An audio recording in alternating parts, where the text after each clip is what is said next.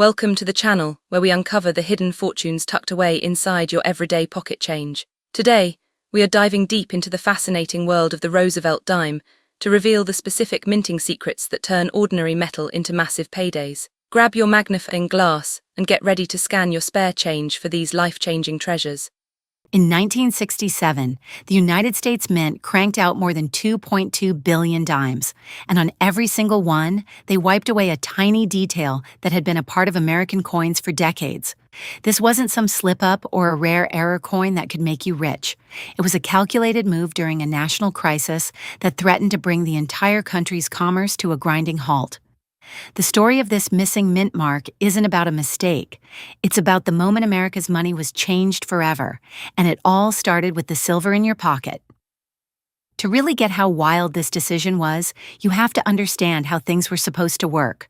For most of its history, the U.S. Mint ran several branches across the country. To keep tabs on where each coin was made, they stamped it with a tiny letter called a mint mark. D meant it was from Denver, S from San Francisco, and if there was no mint mark, that traditionally meant it came from the head honcho, the main mint in Philadelphia. This system was the gold standard, no questions asked. It was as much a part of the coin as the date or the president's face. The Roosevelt Dime, which first appeared in 1946, followed this rule to a T. Before 1965, if you had one in your hand, it was made of 90% pure silver, a precious metal that gave it real, tangible value. And on the back, you might spot a little D or S. If not, you knew it was from Philly. That was the normal world of American money, a world where your change was made of silver and a mint mark told you its origin story. But in the early 1960s, that whole system was about to snap. So what went wrong? Well, the problem didn't start at the mint. It started in the global economy. Through the late 50s and early 60s, industrial demand for silver went through the roof. Silver wasn't just for fancy silverware anymore. It was a key ingredient in photography, electronics, batteries, and tons of other modern tech. Soon, the world was using up way more silver than was being mined each year. This created a classic supply and demand nightmare. The price of silver started to climb, and that pushed American money toward a very dangerous tipping point. See, the U.S. government had been keeping the price of silver artificially low for a long time, but as the real market price shot up, it got closer and closer to a magic number, $1.38 per ounce. Why was $1.38 so important?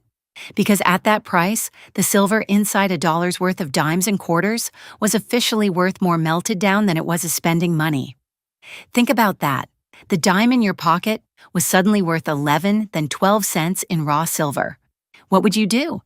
Spend it on a Coke or stash it away knowing its actual value was climbing every day? The American public answered that question loud and clear. They started yanking every silver coin they could find out of circulation. This is where a classic economic rule called Gresham's Law crashes the party. The law famously says, bad money drives out good.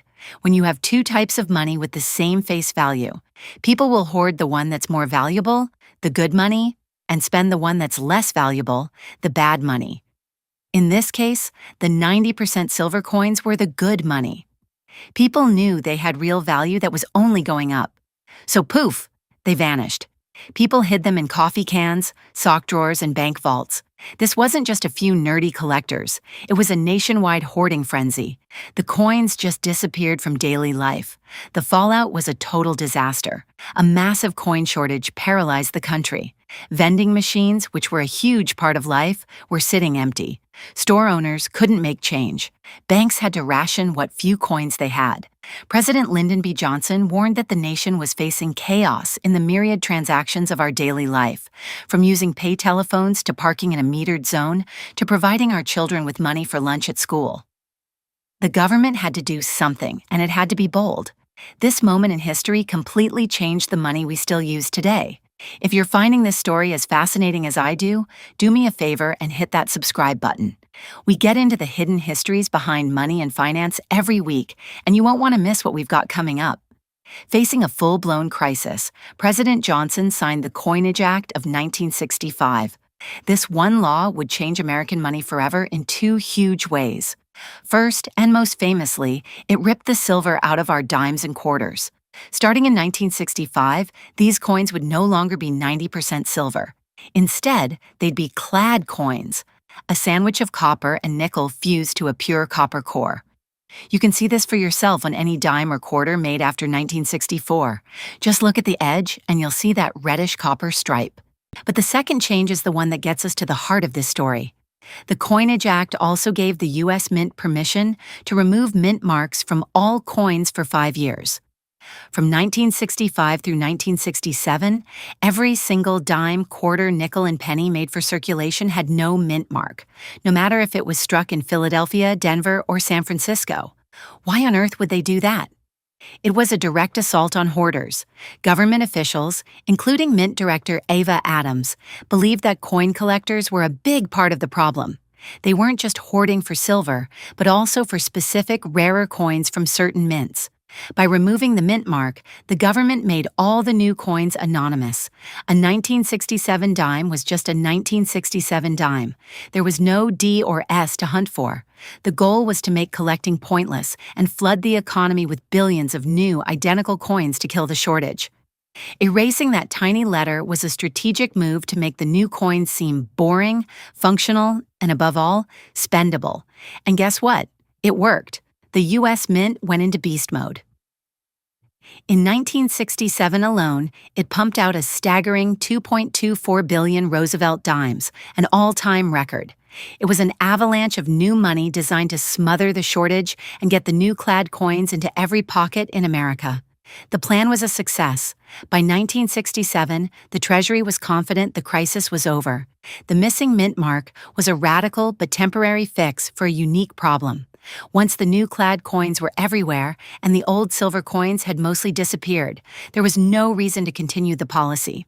In 1968, mint marks made their return. So the mystery is solved. That missing detail on those billions of dimes wasn't an error. It wasn't an accident. It was a deliberate act of erasure by a government desperate to get control of its own money. The 1967 dime is a physical reminder of a time when the metal in our money was worth more than the money itself, threatening to tear the whole system apart. So you've been listening to this, and you go check your change jar.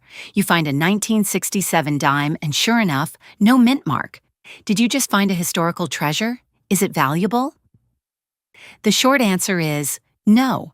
Because every single one of the 2.2 billion dimes made that year is missing a mint mark, it's the normal version of the coin, not a rare one. In circulated condition, a 1967 dime is worth exactly 10 cents. But that's not where the story ends for collectors. For them, the value of a 1967 dime is all in the details, just not the mint mark. First, look at the condition. A standard dime that has never been used and is still in pristine, mint state condition can be worth a few dollars. The real prize is a feature called full bands, or FB. This refers to the two horizontal bands on the torch on the back of the dime.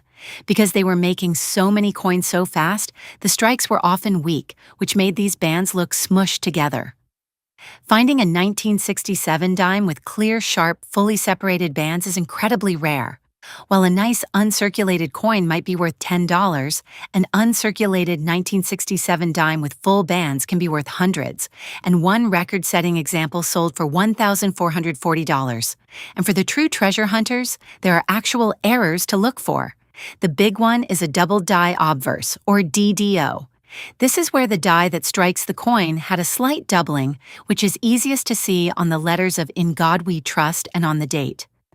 A high-grade example of a 1967 double die obverse can fetch well over $100, with some exceptional ones selling for much more.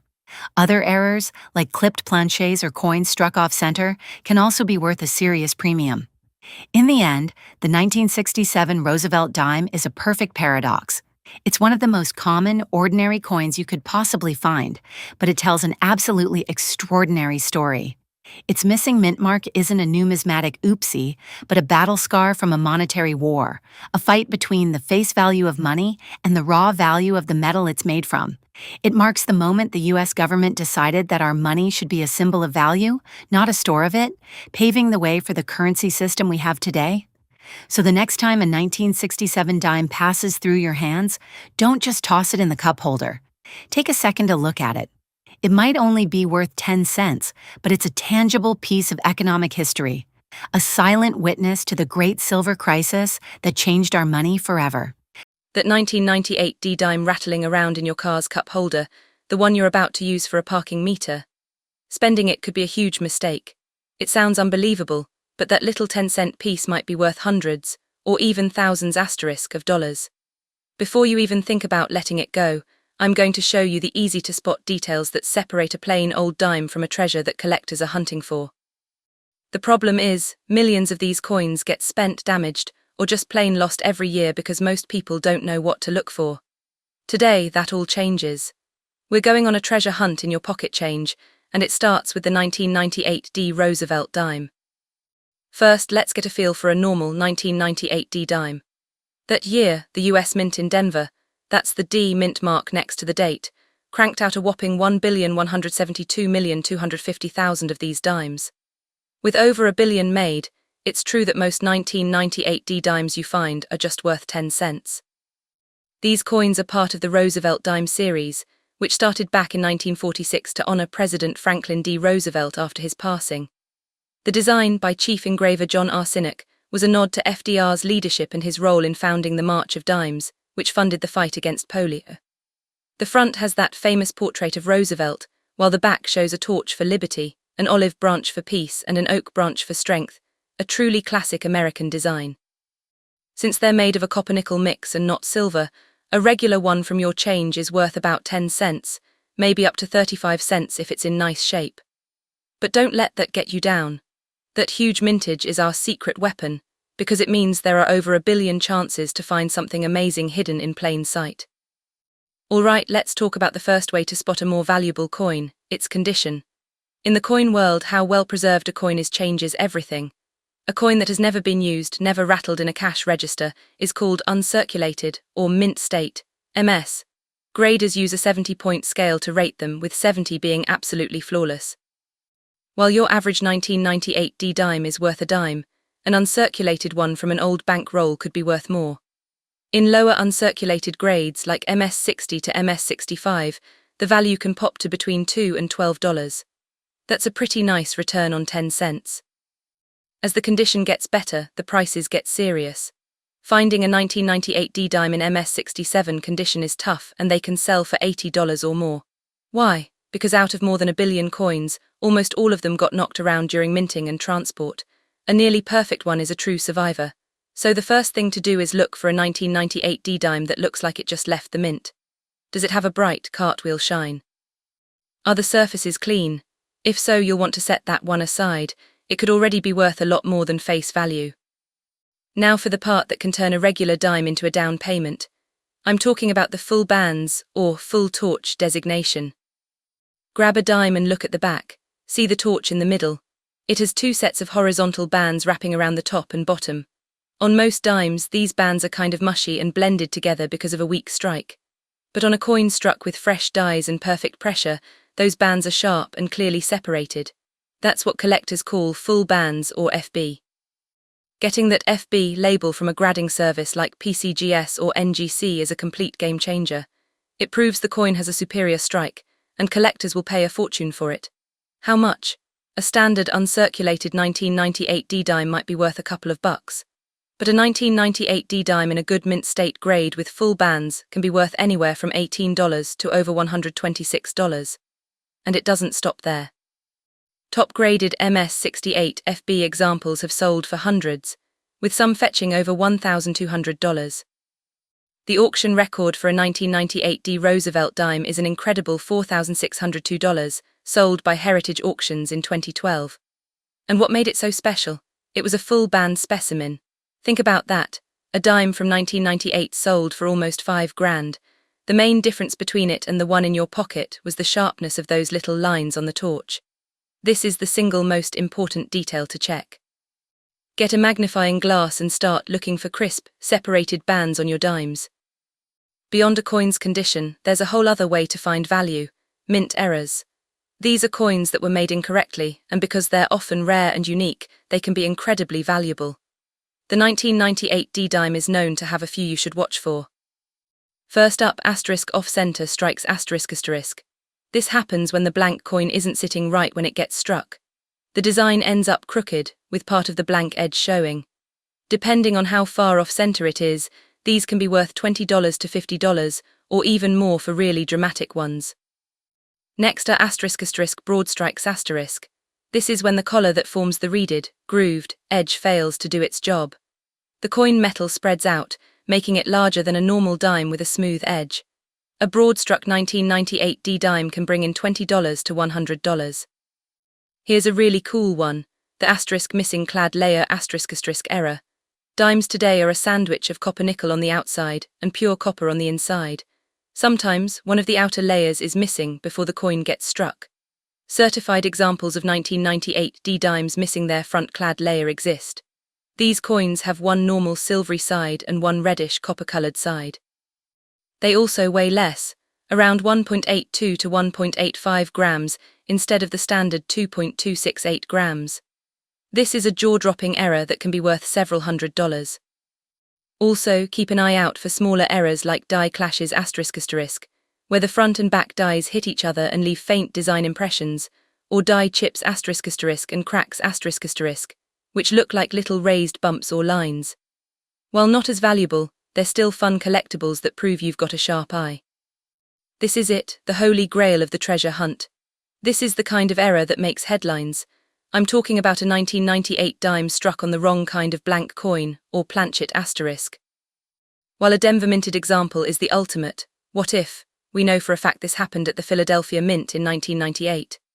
A 1998 P dime, accidentally struck on a copper penny planchet, sold at auction for an astonishing $4,400. There's no confirmed 1998 D dime struck on a penny planchet, which makes finding one a legendary, and highly unlikely, possibility. How would you even spot it? You couldn't miss it. A 1998 D dime design struck on a penny planchet would be reddish copper, not silver. It would be the size of a penny and would be heavier than a normal dime. It's the kind of error that is so obviously different that it commands incredible prices. It's the grand prize in the 1998 D dime hunt and the definition of a life-changing find in your pocket change.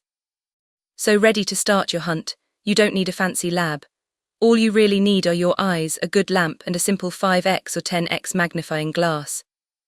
Start checking your pocket change, go through coin rolls from the bank and crack open those old piggy banks. Look at every single 1998 D dime you find. First, how does it look? If it shines like new, set it aside. Next, flip it over and use your magnifier on the torch bands. See those sharp, separate lines? If you do, put that coin in a protective case right away.